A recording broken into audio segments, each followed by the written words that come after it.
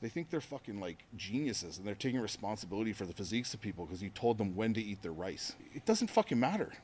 Like, it really doesn't.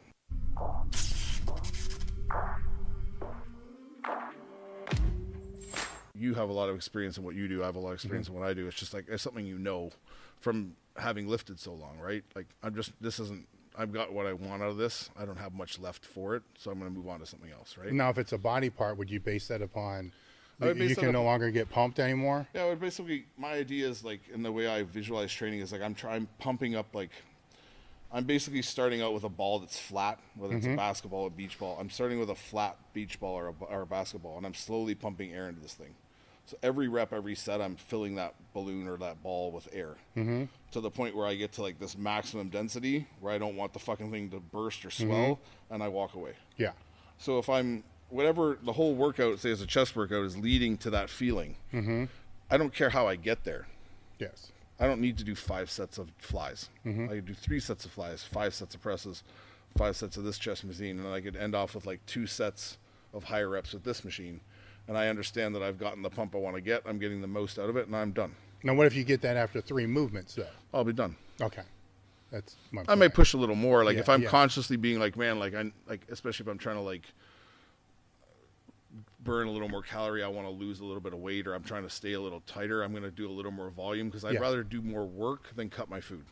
Yes. I think that's lost nowadays. It's like, I don't understand why these guys, like, they immediately get in, like, their first thing when they get into a diet for a show is like, I have to cut calories. It's like, no, just up your movement more. Yeah. Don't worry about the food. And when the movement starts not being enough to facilitate the body weight coming down or the composition, then play with the food. But still keep moving. Like, it's like everyone's trying to, like, nowadays, like, I see these fucking trainers and these guys who diet people. They think they're fucking like geniuses and they're taking responsibility for the physiques of people because you told them when to eat their rice. It doesn't fucking matter. Like, it really doesn't at the end of the day. Meal timing and all that shit is like, it's cool, man. It's another thing that keeps people on track with the program and allows them to facilitate eating all this food in a time frame. But if you wanted to jam it into 3 meals, who's to say it's any different? Yeah. I don't think there's any difference. There's a lot of stuff coming out now that's saying there's not a lot of difference in it either. Yeah. It's just getting the calorie in over the whole day is what matters, right? Yeah. So it's just like, maybe you mitigate hunger. Yeah. You know, by getting more meals in. Maybe but not. either way, you're going to suffer. Yeah, exactly. If I'm looking forward to little peck meals, like, oh god, that fucking chicken breast was so good. I can't wait till I'm looking at the clock already. 3 hours. Okay, let's go. Like, Yeah. I can do this. Yeah. And you're like timing it, microwave start. It's like, it's like, I just understand that it's going to be there might be a little bit of suffering. You just have to fucking deal with it. Like, no amount of spreading things out over the day is going to fucking make it better. Yeah. You know what I mean? So I know a lot of guys who I personally don't eat a lot at the beginning of the day. I'll have breakfast and then I'll go to work and I'll train a bunch of people and I might have like little snacks in between there. And then I get done work and I eat. And that's like, basically, I guess you could call that intermittent fasting, but that's not what I would call it. I'm still eating. Yeah. But I'm just not eating while I'm working. Because I find that when I eat while I'm working, especially when I'm training people, my blood sugar levels are like, especially after I eat, I'm very sensitive to everything I eat and everything I take in. So like, I'll eat a meal and then I'll be training someone and be like, I'm tired, or whatever, right? Like, or I'll be full or burping from that meal or whatever, right? So I just choose to eat after I train people. That's just how I've always structured my day. But these coaches that get people into this obsessiveness about meal timing, and like, I know guys in my own personal life who like, I eat my 3rd meal every day at 2 p.m. It's like, what if you can't though? Are you going to be all right? Like, are you going to have a fucking meltdown? It's like, what are you going to do if shit goes south at the show and you like lose your food or you're fucking traveling and this gets stolen or you don't have your bag or whatever? Like, how are you going to adapt? Like, just be pliable. Yeah. It's like, and these coaches, I don't know whether they do it to like hook these guys and make them think that like, I'm the like Jedi master of this whole thing by manipulating your food, when it's really nothing to do with that. Like, it is, don't get me wrong, diet is important. No, but like, you telling me when I can have my apple doesn't matter to me. It's just these prep coaches, they take so much fucking credit for all this stuff, and it's complete nonsense. Well, there's such little value placed on training, right? Well, yeah, exactly. And there's one thing that you said when I was going through your stuff that really resonated well, and there's the lost concept of what the off season is supposed to be for. And that's not just in bodybuilding. That's in basically all strength sports. I see that they think 12 weeks out is when they're supposed to. What the fuck is that? That's when I thought it was crazy. And powerlifting is when you really begin to peak, right? And bodybuilding is when you start dieting. Yeah, it's like I've never my view when I bodybuild and what I was taught by other people was in the off season you grow. Mm-hmm.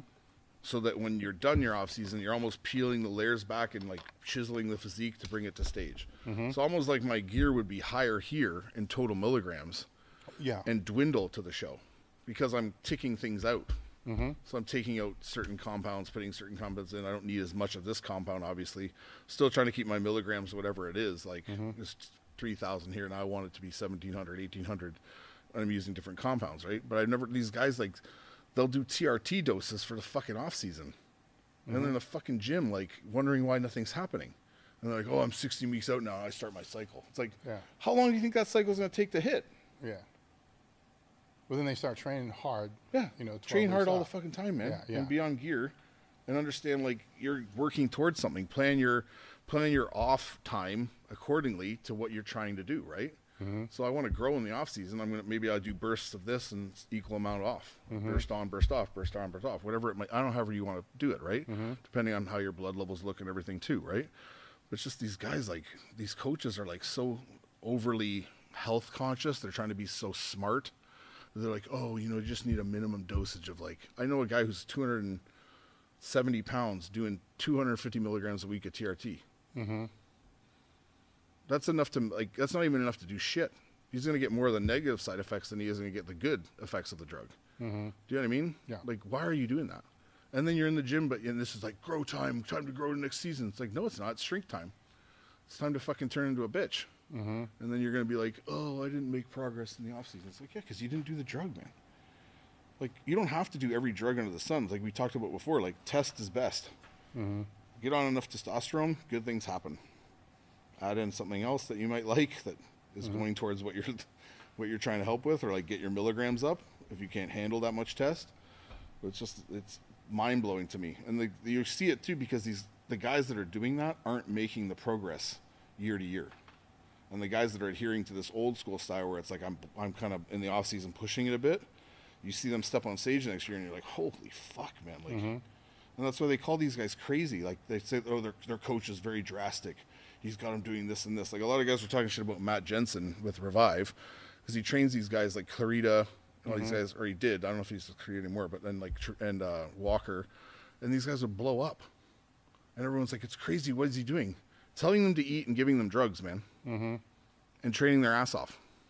There's no science to it. It's not like giving them like bull semen or something. Like, what are we talking about? Like, you guys have, again, we've lost this part of like bodybuilding that existed. It's just been chopped out of history.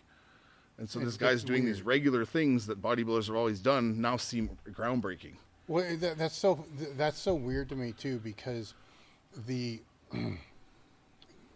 worried they're doing it because of health, right? Where the sport's not healthy. I mean, that's the fact of the matter. It's not the healthiest unhealthy guy. It's not a healthy fucking sport, right? And in today's world, there's, Merrick Health is also a sponsor of ours, but they do blood work, right? And they'll work with bodybuilders who are blasting shit. Now, they're not going to write prescriptions for them, to add to their shit, but they'll work with them on mitigating the side effects, right? Because if it's blasting shit, you probably have high blood pressure. Yeah. So you could probably use some help with that, or at least get your goddamn... This is what drives me crazy, right? Is they're saying that they're doing what they're doing because of health.